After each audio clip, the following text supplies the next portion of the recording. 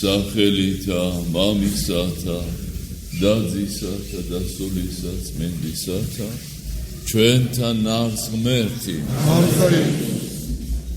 იცით რომ დიდი და დიდებული დღესასწაული არის გაუგონარი რამ მოხდა გონებისთვის მიუწვდომელი ღმერთი ხორცით გამოჩნდა კაცთა შორის და რაც განკაცებულმა ღმერთმა აღასრულა დედამიწაზე ის ჩვენთვის არის მნიშვნელოვანი როგორ ეს არის შობა, ნათლისღება თუ ბზობა და ასე შემდეგ განსაკუთრებულად აღნიშნავს და მათ შორის მირქმას ეს არის განსაკუთრებული მოვლენა მისი მიწიერი ცხოვრებიდან 40 დღის როცა გახდა განკაცებული ღმერთი იესო ქრისტე თვიშობელმა და მართალმა იოსებმა აიყვანეს ძველი აღთქმის ტაძარში ასეთი წესი იყო რადგან როდის დაწესდა ეს წესი როცა ეგვიპტის მონებაში იყვნენ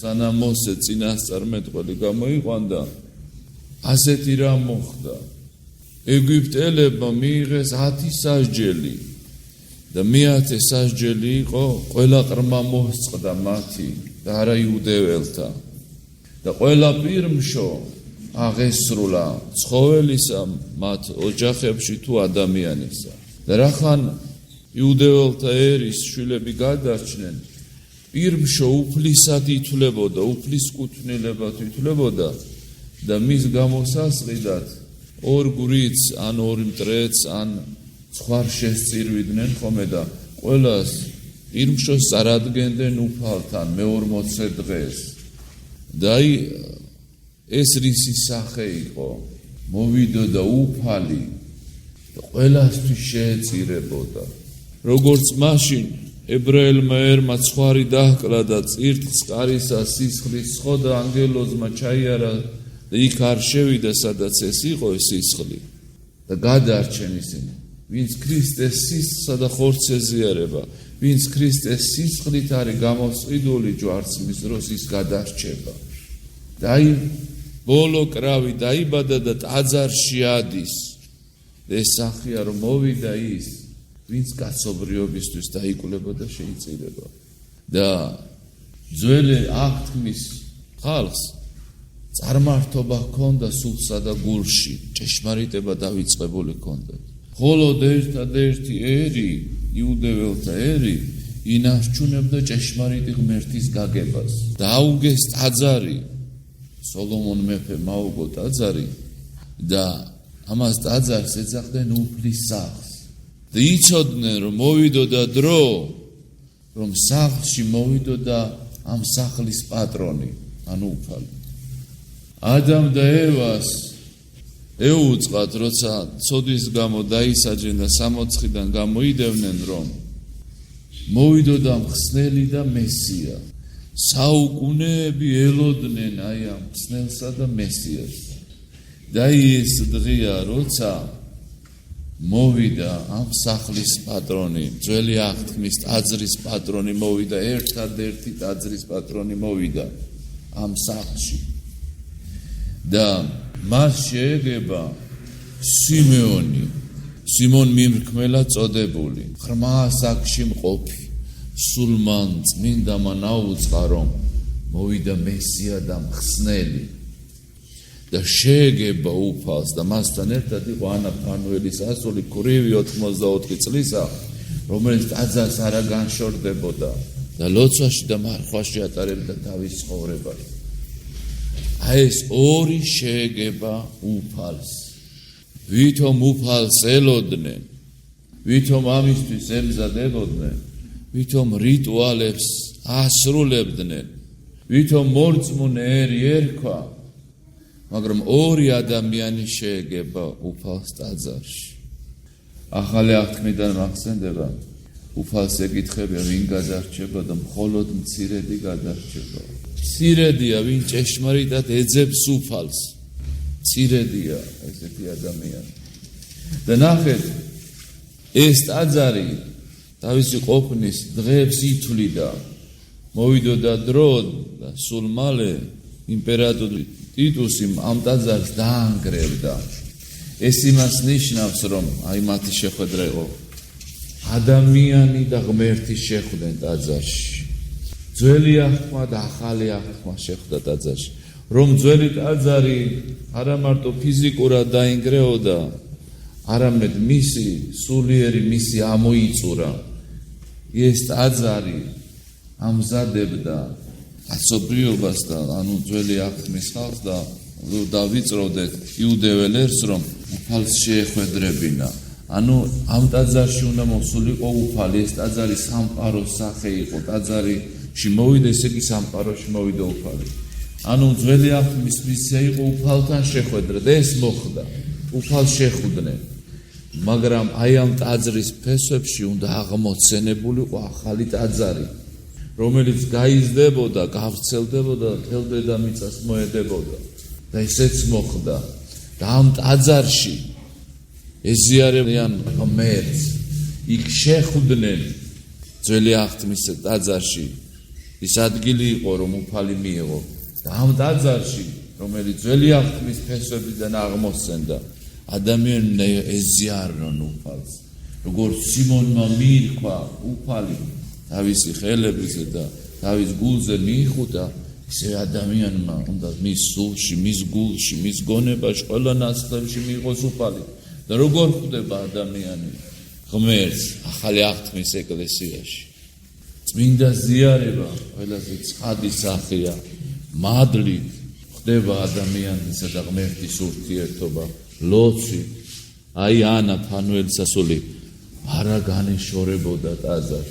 დღეს რევლი ქვია ადამიანებს, ხშირად ტიხაროვსანია, მედავითნია, ესე იგი რაღაცა მგალობელი ეკლესიის წევრია, მაგრამ ხშირად დიდ დღესწაულზეც კი მირქმის დღესწაული ვერ გაუგია ადამიანს რა არის. შეიძლება 100 წელი იარონ, ვერ გაარკვი, აი რამდენი საუკუნე ელოდნენ, რამდენი მამები, მათი პაპები და მთელი მოდგმა და ვერ გაიგეს უფალი, ვერ შეხვდნენ უფალი. ყველა რიტუალს ასრულებენ. აი ანა ფანუელის ასული ლოცველი მარხვალა არა განშორდებოდა ტაძარს. ტაძარი არის ღმერთთან შეხვედრის ადგილი. ტაძარში შეხვდა სიმეონი უფალს და სიმეონი გარდამოცემა ამბობს, რომ რამოდენიმე საუკუნეც კი იცხოვრა ამ ადამიანმა. ეს მისი მოხუცებულობა სახე იმისა, რომ აი საუკუნეები როგორ ელოდნენ, მაგრამ რა გამოვიდა? ვერ გულისხმავს, ვერ შეხვდნენ. ლოცველი და მარხველი ანა ფანუელის ასული კი შეხვდა უფალს. და ტაძრის მოყვარული შეხვდა უფალს და რას ეუბნება ის საოცარი არის სიმონის სიტყვები მიმთქმელისა. აც განუტევე მეუფეო მონაი შენი სიტყვისაებ შენისა მშვიდობითო. ანუ დაღლილი არის ცხოვრებით და მას უწყებული აქვს, რომ არ უნდა გარდაიცვალოს იქამდე, რომ სანამ მესიას, ხსნელს, განკაცებულ ღმერთს არ ნახავს. δεუბნევ ეხლა მშვიდობით გამიშვიო უფალო, ჩემმა თვალებმა იხილეს მაცხოვარება შენიო. ჭეშმარიტი მშვიდობა უფალშია. და ამით ამბობს იმასაც, უფალი მოვიდა იმისთვის, რომ ღმერთსა და კაცობრიობა შორის მშვიდობა იყოს. დაკარგული ურთიერთობა აღსდგეს, ამისთვის მოვიდა უფალი. ეს არის მთავარი. დაკარგული ურთიერთობა უნდა აღსდგეს. კაცსა და ღმერთს შორის უნდა იყოს მშვიდობა. და იმერი ამბობს, აც განუტევე მონაშენი მეუფეო სიტყვისაებ შენისა მშვიდობით, რამე თუ იხილეს თვალთა ჩემთა მაცხოვრება შენი, რომელი განუმზადე წინაშე პირსა ყოვლისა ერისასა, ნათელი გამობწყინვება წარმართა ზედაო. აი ყურე, რამე თუ იხილეს თვალთა ჩემთა მაცხოვარება შენი. მაცხოვარი სიტყვა მოდის ებრაულიდან იესო ნაწარმოებია სიტყვიდან იეშუა. იეშუა ხსნელს ნიშნავს. ანუ ჩემმა თვალებმაო სიმონი ამტკიცებს, რომ უფალი ჭეშმარიტად განკაცებულია და მესია მაცხოვარი იხილესო. ხსნელი იხილესო, აი მაცხოვარება შენი ნიშნავს, რომ ხსნელი ვიხილე, მაცხოვარი ვიხილე, იესო ვიხილე, აღთქმული მესია ვიხილე. და მე ახსენებს წარმართებს, ნათელი გამობწყინება წარმართაზედაო. რომ ეს იესო და ეს ნათელი წარმართებისთვისაც მოვიდა. რომ წარმართებიც ეზიარებიან ჭეშმარიტ ღმერთს. ხშირად ამბობენ რომ აიო ქრისტიანული ეკლესია 2000 წელს ითვლისო და 21 საუკუნეა და მეც კიდევ და აი ბევრი რელიგიებია რომელიც უფრო ძველია. არა, ჩვენი რელიგია მოდის ადამ და ევადან, 64-დან მოდის იმ ღმერთს ემთაყვანს. მაგრამ ჭეშმარიტება დაკარგული იყო და ამ ჭეშმარიტებას ეზიარა კაცობრიობა და სიმონმა თქვა რომ უფალი არის ნათელი რომელიც გამობწყინდება წარმართაზე და მთელი წარმართული საზოგადოება უფლისა გახდა. ანუ ჩვენ ჯერ კიდევ იმ ფესვებს ვეკუთვნით. ადამ და ევადან მოდის. ჩვენი რელიგია ჯერ კიდევ იქიდან მოდის. ძველი აღთქმიდან. უბრალოდ დაკარგული იყო და ის წარმართებს გამოეცხადა. და ძველი აღთქმის ფესვებზე ახალი ტაძარი აღმოცენდა. აი ამის თქვა მინდა რომ თითოეული ადამიანი მოწოდებულია იმისთვის რომ ღმერთს შეხვდეს.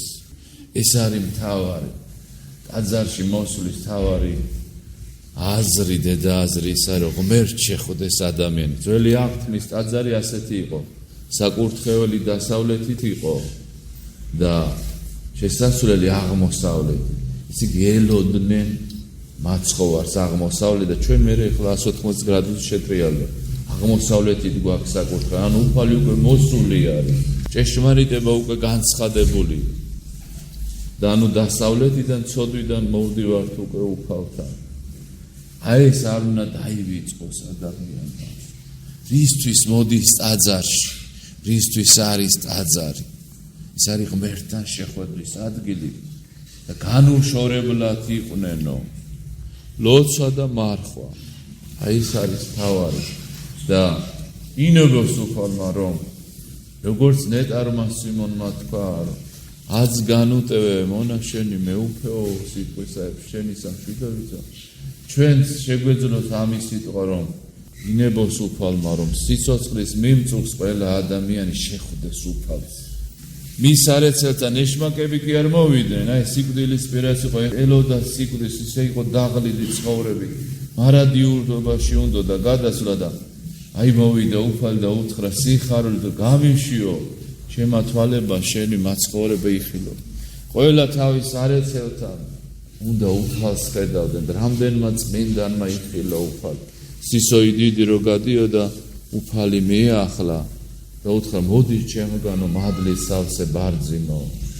აი ეს ჭირდება ადამიანს შეხვედრა უფალთან და ეს არის კაცობრიობის შეხვედრა ღმერთთან. და ინებოს უფალმა რომ გაგვიცხადოს თავისთავად და შევხვდეთ მას ამ წმინდა ტაძარში. ამინ. დღევანდელ დღეს ეს ტრადიციები დაიკარგა და აღდგენას ექვემდებარება და უკვე უწმინდესისა და უნეტარესის სრულიად საქართველოს კათოლიკოს პატრიარქ სილია მეორის როცაკურთხევით აღდგა ეს ტრადიცია რომ იკურთხება სანთელი.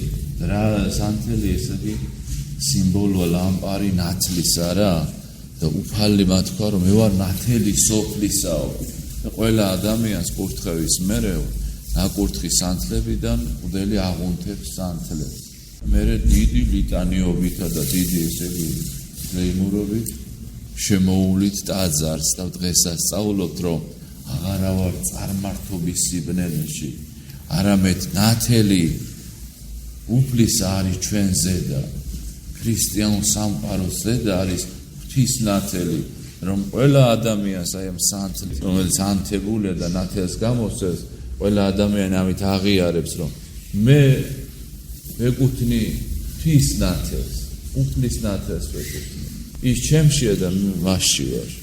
აი ადამიანი რომ გარდაიცვლება რას ამბობენ ნათელში იყოსო ანუ ნათელი იყოფილა დაუღამებელი ნათელი ხელთუქმნელი ნათელი აი ამას უსურვებენ რომ გარდაიცვლება მის სულს მარადისობაში რომ წავა ნათელში იყოსო აი ამ ნათელს ეძებს ადამიანი და ეს სანთელი არის ამის სიმბოლო ამ ქვეყანას და იმ ქვეყანას როცა უფალიანებოს ამ ნათელს ზიარებოდეს ადამიანი ამ დღეს დაუსმაგდით ამი ქრისტე ნათელია და ქრისტიანის ცხოვრებაც ნათელი უნდა იყოს როდის იქნება თუ ქრისტე მასთან იქნება მარტო ადამიანი ვერ შეძლებს რომ ნათელი იყოს უფალი უნდა იყოს მას უფალი უნდა შეეწიოს და ასეთი ტრადიცია იყო რომ წაიღებდნენ სახლში იცი დიდი და მცირე ესწრებოდა ეკლესიებში და ოჯახები და პატარა დალოცავდა მშობელს დიდი დალოცავდა შვილს ანუ ძველი თაობა ახალ თაობას დალოცავდა სიმბოლო იყო სიმონისა და მაცხოვრის შეხვედრისა და ერთმანეთს გაუწვიდნენ ხოლმე ანთებულ სანთელებს ეს ლამაზი ტრადიცია და ამ სანთელს ან ყოველდღიურად ან განსაკუთრებული საჭიროების დროს აღანთებთ ამ ნაკურსსა და მადლმოსილ სანთლებსა და შევედრებით ღმერთსა თქვენ სათხოვარს და უფალმა მოგანიჭოთ სულიერი და მიწიერი სიხარული ამინ სიმონმა უთხრა ღვთისმშობელს מחვილმა გავლო შენ სულშიო ეს ნიშნავს უწინასწარმეტყველა რომ მისი ძე ჯვარზე დაიტანჯებოდა და ღვთისმშობელი ამის ხილველი გამწარდებოდა სულითა מחვილმა რომ გაიაროს ადამიანს როგორ გამწარდება ესე იქნებოდა აი რამ ხელა რამ გააკეთა ღვთისმშობელი აიყვანა თავისი ძე ტაძარში რომ ადამიანი გადარჩენილიყო ფაქტიურად შეწირა იმ კრავის მაგირად ძე შეწირა თავისი ძე ჩვენი ხსნისას და ადამიანი ამას უნდა ძალიან უფრთხილდებოდეს ძალიან აფასებდნენ ამ ერთადერთი ხატია ბეთლემის ღვთისმშობელი ღვთისმშობელი იიღიმის მას შემდეგ სუმწუხარედ გამოსახავენ ღვთისმშობელს რადგან წერია ეს რომ გაიგოს სიმონისგანო გულისხმა ხორა მოხდებოდა და აღარ გაუღიმია არასოდეს აღარ გაუღიმია იცოდა რომ ძეს ჯვარზე გააკრავდნენ ხო წარმოიდგინე რამ ხელა მსხვერპლი გაიყო უფალმა ყოვლადწმინდა ღვთისმშობელი იმიტომ რომ ჩვენ გაგვეღიმა ჩვენ გახარებული ყოფილიყო ჩვენზე და ნათელი ყოფილიყო და ადამიანის ცხოვრება ბნელი არ უნდა იყოს ადამიანის თვალი ბნელი არ უნდა იყოს სულ კარგსა სულ სიკეთეს უნდა იქმოდეს ადამიანი ბნელ საქმეებს ბნელ სიტყვებს არ უნდა ამბობდეს და ბნელ საქმეებს არ აღასრულებდეს ნათელი მიახლება და ბნელი განეშორება თუ სიკეთესა და ესე იგი სინათლეს დაუწყებს გამოდევნებას ადამიანის შეგეძიო დღევანდელი დღის მადლი ღვთის მადლი თქვენა და საქართველოს ამინ